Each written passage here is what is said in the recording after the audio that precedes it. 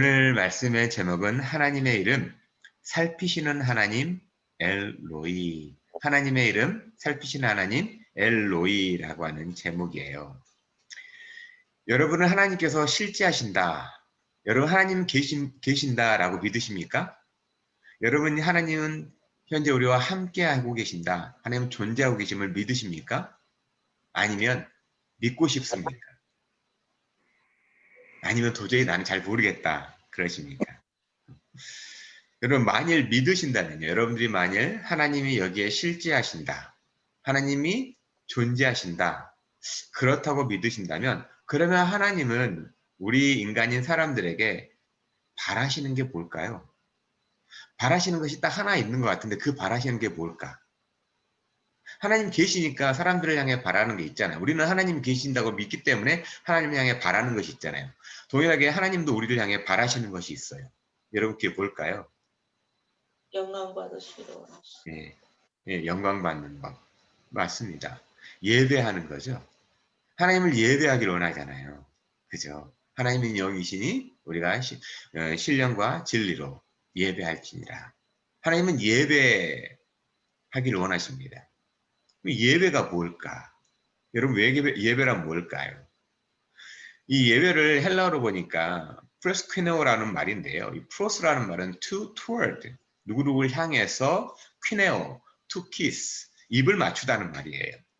그 말이 합성돼 가지고 무릎을 꿇고 엎드리다, 순종하다, 예배하다는 말이 있어요. 그래서 프레스퀴네오라는 말은 예배하다, 순종하다는 말인데 영어로 이걸 바꾸니까 worship이죠. 최상의 가치를 돌린다는 의미가 예배예요. 하나님께 영광 돌린다는 말이 맞는 거죠. 우리 멜로디쌤 말씀처럼 영광을 돌리는 거예요. 최상의 가치를 올려드린다가 뭐냐면 예배라고 하는 문자적인 정의예요. 그래서 예배한다는 것은 경배의 대상을 향해서 가장 낮은 자세를 통해서 가장 가치 있는 유형, 무형의 것을 돌리는 행위라고 할 수 있는 거죠. 그렇다면 여러분 이 예배하는 대상이 정말 하나님이냐 하는 거예요. 우리가 예배하는 대상이 정말 하나님인가 하는 거예요. 아니면 내가 바라는 어떠한 바램, 욕망은 아닙니까? 그런 의미에서 내가 정말 하나님을 알고 있는가 하는 것은 중요하죠. 경배의 대상이신 하나님을 알지도 못하는데 하나님이 어떤 분인지도 알지 못하는데 우리가 어떻게 무릎을 꿇고 입을 맞추는 행위인 예배를 할 수 있냐는 거예요. 그럴 수 없잖아요. 우리가 하나님을 모르는데 하나님은 어떠한 분인지도 모르는데 우리가 어떻게 하나님을 향해 예배하냐라는 거예요. 그렇기 때문에 우리는 성경 속에서 등장하는 하나님의 이름을 함께 알아보고 하나님을 알아가는 것이 참 중요해요. 더 나아가 지식으로 아는 하나님을 넘어서서 삶에서 실제로 만나고 누리면서 경험하는 하나님일 때 우리는 하나님을 예배한다라고 할 수 있는 거예요. 그렇겠잖아요. 우리가 알지도 못하는데 그거는 공연불이라든가 쓸데없는 짓이잖아요. 근데 우리가 진짜 하나님을 만나고 있고 하나님과 실제 교제를 하고 있으면서 그 하나님께 무릎을 꿇고 입을 맞추는 거 그럴 수 있겠잖아요. 모든 영광을 올려드릴 수 있겠잖아요. 그럼 그 하나님이 누구냐는 거예요. 성경은요 하나님이 누구인지에 대해서 아주 잘 설명을 하고 있어요. 그 중에 하나님의 이름을 통해서도 우리는 하나님을 하나님이 이러한 분이구나 라는 알 수 있다는 거예요.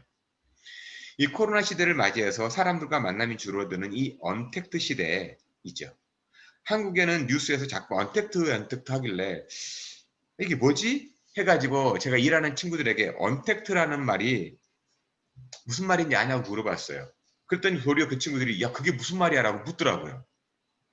그래서 제가 노라고 하는 언과 컨택트라는 말에 그 두 말을 합성시켜가지고 언택트라고 했더니 굉장히 신기하다는 표정으로 저를 쳐다보면서 말을 하는 것 같아요. 참 우리 한국 사람들은 영어도 지금 자기 마음대로 막 만들어내는 그러한 참 사회라고 한번 생각해 보게 되는 거예요. 영어도 막 내 마음대로 막 만들어내요. 외국에도 없는 단어들을 만들어내잖아요. 이런 언택트 시대에 오히려 하나님을 더 깊이 좀 묵상하고 만나는 시간, 하나님과의 저는 그래서 컨택트가 이루어지는 시간이 됐으면 좋겠어요. 그리고 예배를 이렇게 언택트로 한다고 그래 하나님과도 언택트로 예배하지 하지 마시고요. 하나님과는 이 컨택트가 있는 이 접촉하는 하나님과 밀접하게 만나는 그러한 예배 시간이 되었으면 좋겠어요. 그래서 오늘은 여러분들이 아주 잘 아는 내용 속에 들어있는 이 하나님의 이름이 하나 등장을 하죠.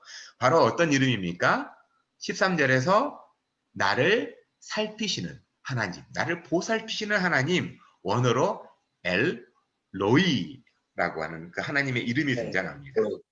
엘 로이. 그런데 여기에 등장하는 인물이 어떤 인물이죠? 하갈이라고 하는 여인이잖아요. 하갈은 잘 아시는 것처럼 아브라함과 사라가 가나안에 도착했는데 기근이 들어가지고 애굽 땅에 내려갑니다. 그래가지고 애굽 땅에 내려갔을 때 이 아브라함이 이방 땅 다른 지역에 갔을 때 내가 또 죽음을 당할지도 몰라. 내 아내는 이렇게 예쁜데. 그래서 사례를 누이라고 하죠. 그러면서 바알에게 주었습니다. 네.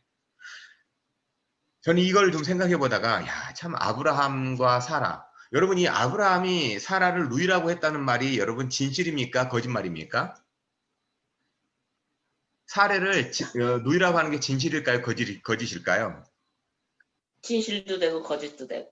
이걸 보고 저는 부분적 진실이라고 말을 해요. 그럼 부분적 진실은 진실일까요? 거짓말일까요? 진실이죠. 거짓말이죠. 진실이 그건 되고. 거짓말입니다. 아내잖아요. 아내가 맞죠. 그러니까 하나님의 이 간섭이 있는 거예요. 그래서 보면 바로가 굉장히 불쌍해요. 남의 아내를 취했다가 이 바로 그 살고 있는 곳에 엄청난 이렇게 일을 당해요. 네.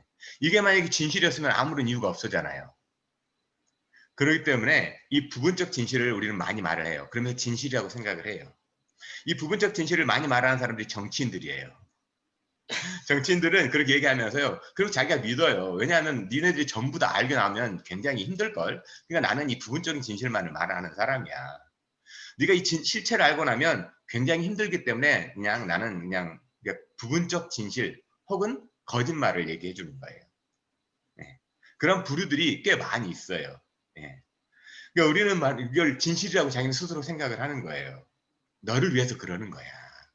그래서 이 심리학자들이 이렇게 많이 실험을 해본답니다. 거짓말을 하는데 이 거짓말을 하면 너도 좋고 다른 사람도 좋아. 그러면 사람들이 이렇게 이 전두엽에 그쪽에 양심을 발동하는 그분이 거의 무감각해진대요. 그러면서 그냥 거짓말을 너무 자연스럽게 한다는 거예요. 이게 뭐냐면 이게 바로 이 거짓말이거든요. 이 부분적 진실은 거짓말이라는 거예요. 그래서 하나님께서 간섭하는 거예요. 그래가지고 아브라함과 사례를 꺼내 주시잖아요. 그래서 바로가 노비도 주고 이렇게 소라든가 이렇게 짐승도 주잖아요. 그랬을 때 데려온 이 몸종 하나가 하갈이라고 하는 여인이에요. 하갈은 애굽 출신의 여인이죠. 예. 제가 왜 부분적 진실로 갑자기 넘어갔는지 모르겠지만 오늘은 그런 말씀보다는요. 그래서 오늘 본문이 이렇게 전개가 되고 있는 여러분 잘 아실 거예요.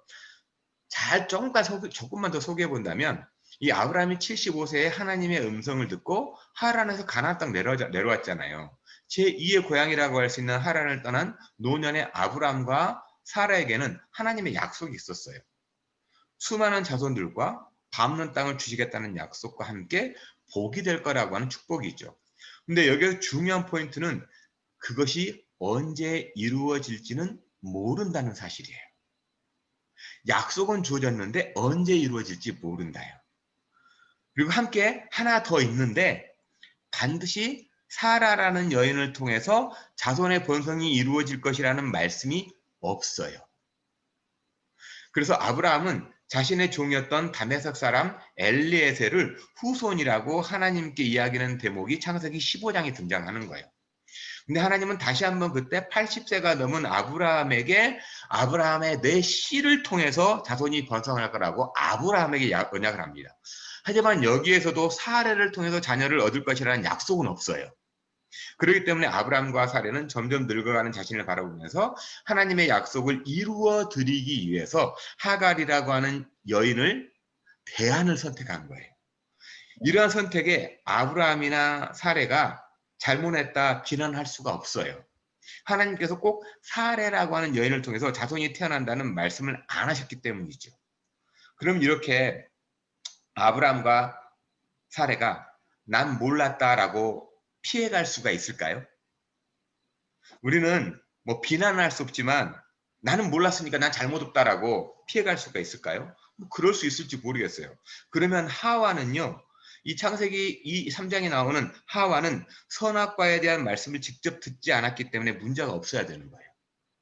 하나님께서는요, 아브라함을 부르셨다는 것은 부부로서 한 몸이라고 하는 한 성경의 말씀처럼 사례를 통해서 하나님의 약속이 이루어진다는 것을 갖다가 내포하고 있는 거죠.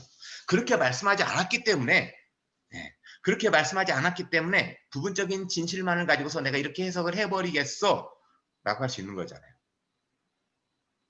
그럼에도 사례의 몸종인 하가를 첩으로 맞아가지고 아이를 잉태하는 거예요. 그리고 벌어지는 일이 오늘 말씀의 중심 내용이에요.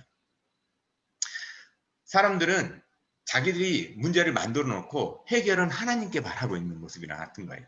그럼에도 불구하고 하나님은 다 해결해 나가시죠. 이 자녀가 없는 늙은 여주인과 주인의 아이를 임신한 젊은 여종, 이 둘 사이, 이 둘의 역학적인 관계, 이 관계는 성경뿐만 아니라 동서고금을 막론하고 사건 사고가 많다는 것을 충분히 알 수 있잖아요. 자신에게서 태어날 아이가 이 집을 이어갈 자녀가 되고 그러면 자신이 안주인이라는 마음이 들지 않을 수가 없었을 거예요.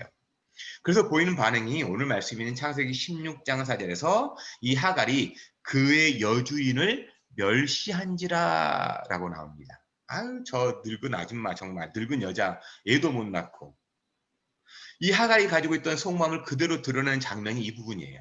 그랬더니 사레가 보인 반응은 뭐냐면 16장 6절에서 사레가 하갈을 학대하였더니, 이렇게 학대받다가 자신뿐만 아니라 뱃속의 아이까지도 위험할 것이라는 생각에 무작정 뛰어나간 거예요. 그래도 도망하면서요, 혹시 아브라함이 자신의 아이를 가진 여인이기 때문에 이 하갈을 붙잡아 주지 않을까라고 생각했을지도 몰라요. 아브라함이 막 쫓아가지고 왜 도망가는, 왜 어디를 가는 거냐고 붙잡아 줬을 거라고 생각했을지도 모릅니다. 하지만 아무도 하갈을 붙들거나 어디 가느냐고 묻지 않습니다. 무작정 뛰어나온 후에 바라보니까 광야이죠. 그래도 믿었던 남편 아브라함의 손길도 없어요. 척박하고 황량한 그 땅 같은 자신이 한없이 초라하게 느껴집니다. 마치 내 편은 아무도 없이 세상에 던져진 고아처럼 혼자입니다. 그때 누가 나타났죠? 그때 누가 나타났다고 성경은 얘기하죠? 오늘 말씀 7절과 8절 한번 같이 읽어볼까요? 오늘 말씀 7절과 8절 한번 같이 읽겠습니다. 여호와의 사자가 광야의 샘물 곁 곧 술길 샘 곁에서 그를 만나 이르되 사레 여종 하가라 내가 어디서 왔으며 어디로 가느냐 그가 이르되 나는 내 여주인 사레를 피하여 도망하나이다. 목마른 육체를 해결해주는 샘 곁에서 영혼의 갈증을 풀어주는 하나님의 사자를 만났다는 거죠. 그런데 여기에서 하나님의 사자가 하갈을 어떻게 부르고 있죠? 하갈을 어떻게 불러요? 여러분 이 말씀 보면 사례의 여종 사레의 여종 하가라라고 부르죠.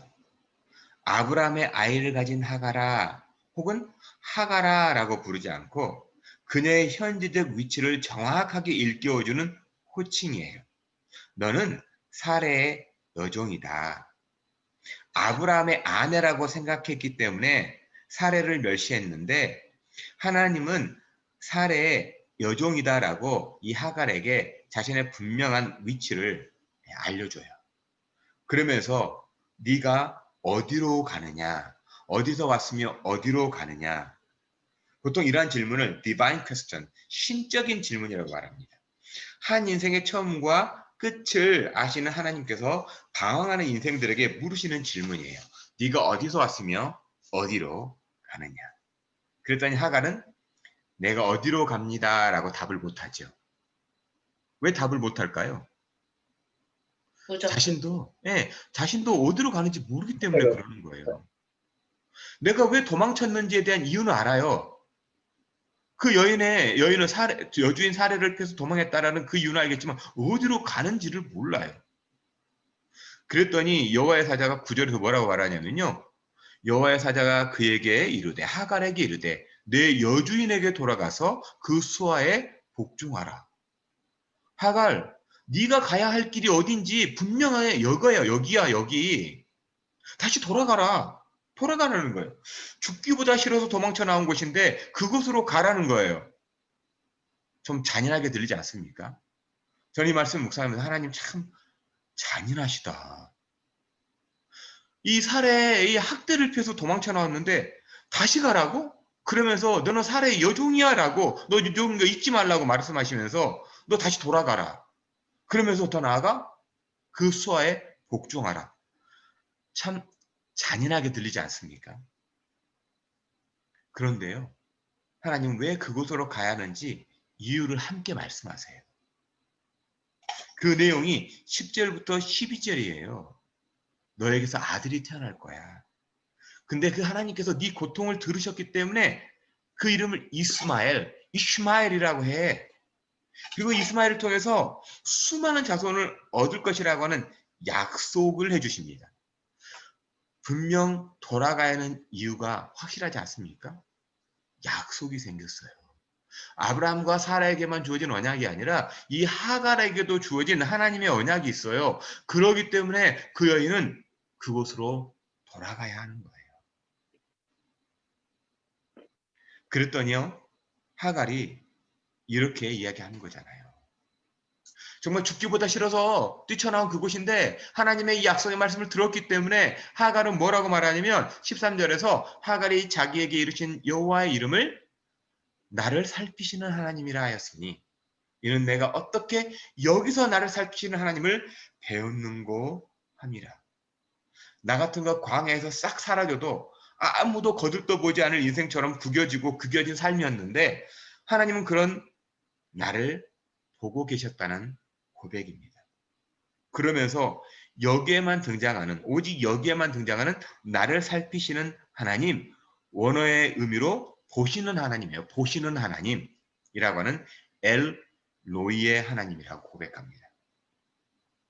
누구도 알아주지 않는 상처와 아픔, 그 고통을 하나님은 추적하시고 무너진 그의 삶의 현장에 직접 찾아와 가지고 이렇게 말씀으로 언약을 주시는 그 하나님이 참 위로자가 아닐까요? 이 하나님이 참 위로자가 아니겠습니까? 근데 우리는요, 자꾸 사람을 의지합니다. 어쩌면 자신에게 큰 산처럼 보였던 아브라함이지만 아무런 위로도 되지 못한 남편 아브라함이지만요. 하갈은 하나님의 언약에서 새 힘을 얻습니다. 그리고 어디로 가야 할지 모르는 길에서 다시 아브라함과 사라가 있는 곳으로 돌아가는 겁니다. 이처럼 신약에서도요. 우물가에서 만난 하나님으로 인해서 삶의 의미를 발견한 한 여인의 이야기가 등장합니다. 여러분이 너무나도 잘 아시는 요한복음 4장의 수가성에서의 사마리아 여인 그 이야기 아닙니까? 삶의 갈증을 풀기 위해서 내가 행복을 누리기 위해서 6번째 남자와 살아도 풀리지가 않습니다. 수가성의 여인의 삶을 보고 계셨던 주님께서 주신 생명수와 같은 말씀을 마신 후에야 그녀는 드디어 삶의 갈증에서 해갈이 되지요. 참 위로를 경험하게 됩니다. 하갈은 아브라함에게서 행복을 찾았을지 몰라요. 수가성의 여인은 그 수많은 남자들을 통해서 자신을 찾았는지 모릅니다. 하지만 성경은요, 하나님의 말씀만이 참된 복이 무엇인지를 말씀하고 있다는 겁니다.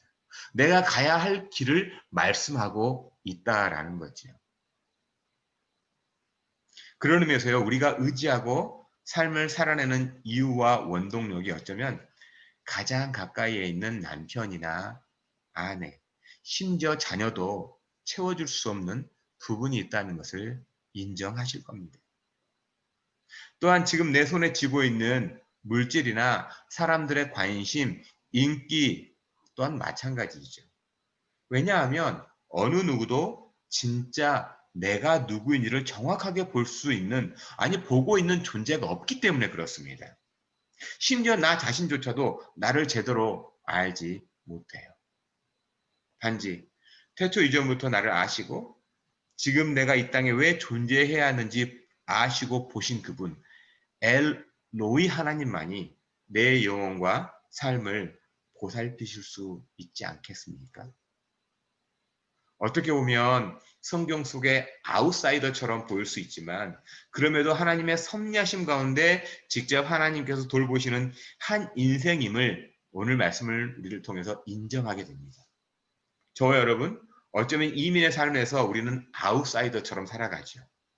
하지만 순간순간 찾아오셔서 보살피시는 하나님의 역사는 지금도 동일하게 있음을 한 주간도 경험하시기를 저는 소망합니다. 찾아오시고 만나주시는 하나님이시기에 우리의 예배는요, 그래서 피상적이고 의식적인 종교인의 제사가 아니라 이 자리에 계신 하나님께 경배하는 산 예배이고 축제가 되는 거예요. 그리고 그 하나님께서 저와 여러분의 영혼과 삶을 돌보시는 엘 노이 하나님. 우물가의 여인을 만나기 위해서 사마리아로 일부러 가신 우리 주님처럼 직접 찾아와 우리를 만나 주신다는 거죠. 갈 길을 몰라 방황하는 분이 계시다면요. 다시 본래의 자리로 돌아가서 하나님의 거룩한 인도하심과 보살피심을 누리기를 축원합니다. 왜냐하면 하나님의 언약이 있기 때문에 그렇습니다. 하나님의 분명한 언약이 있기 때문에 우리는 그 하나님의 언약을 쫓아서 살아가는 존재이지 현상과 또한 어떤 피상적인 그러한 만족을 위해서 쫓아가는 존재가 아니기 때문에 그렇습니다. 비록 우리가 삶 가운데 방황이 있었고 우리가 정말 내 자신도 모르는 내 자신 때문에 힘들어하는 그 삶이 있었다면 여러분 엘로이 나를 찾아와서 보살피시는 하나님을 만나시기를 소망합니다. 한 주간 그 하나님을 기대하시면 여러분은 그 하나님 만나시게 될 겁니다. 혹여나 광야로 뛰쳐나갔다면 거기에서도 하나님은 추적하셔서 만나주시는 하나님인 것을 여러분들 경험하시길 소망합니다. 그러기 위해 예배하십시오. 그러기 위해 말씀을 읽으십시오. 그러면 그 말씀 속에서 여러분의 언약으로 말미암아서 다시 여러분의 가야 할 길이 무엇인지를 밝히 보여주실 줄 확신합니다. 그래서 여러분 한 주간도 보살피시는 하나님으로 살아내시기를 주님의 이름으로 축원드립니다.